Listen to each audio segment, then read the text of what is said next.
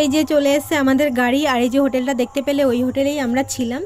আর আমরা গাড়িতে উঠেও পড়েছি, গাড়ি ছেড়েও দিয়েছে। আর এই যে সমুদ্র দেখো কি সুন্দর লাগছে দেখতে। দুপুরে তো সমুদ্রে অনেকটা মজা করেছিলাম, ছবি ভিডিও করে অনেকটা টাইম কাটিয়ে তারপরে হোটেল রুমে গিয়ে খেয়ে দিয়ে তারপরে আবার বিকেলে বেরিয়ে গিয়েছিলাম। দেখতেই পাচ্ছ যে আমি একই ড্রেসে আছি, মানে সময় পাইনি সেরকম। তো এই দেখো কি সুন্দর লাগছে দেখতে। প্রথমেই আমরা চলে গেছিলাম এই বিপত্তারিণী মায়ের মন্দিরে। মন্দিরটা খুব সুন্দর, এটা অনেকটা কাছে ছিল, মানে আমাদের দেখাতে দেখাতে নিয়ে গেছে। আর দেখো তখন মন্দিরটা বন্ধ ছিল, খুব সুন্দর লাগছিল দেখতে। মনে মনে ভাবছিলাম যে দরজাটা খুললে আরও ভালোভাবে দেখতে পারতাম। তারপরেই দেখলাম দরজাটা খুলে দিল। তারপর ভালো করে মাকে প্রণাম করে ছবি টবি তুলে তারপরে আবার চলে যাচ্ছিলাম পরে যেখানে নিয়ে যাবে সেখানে। পরে তো অনেক জায়গায় গেছিলাম, তোমরা পরের ভিডিওতে সব দেখতে পারবে।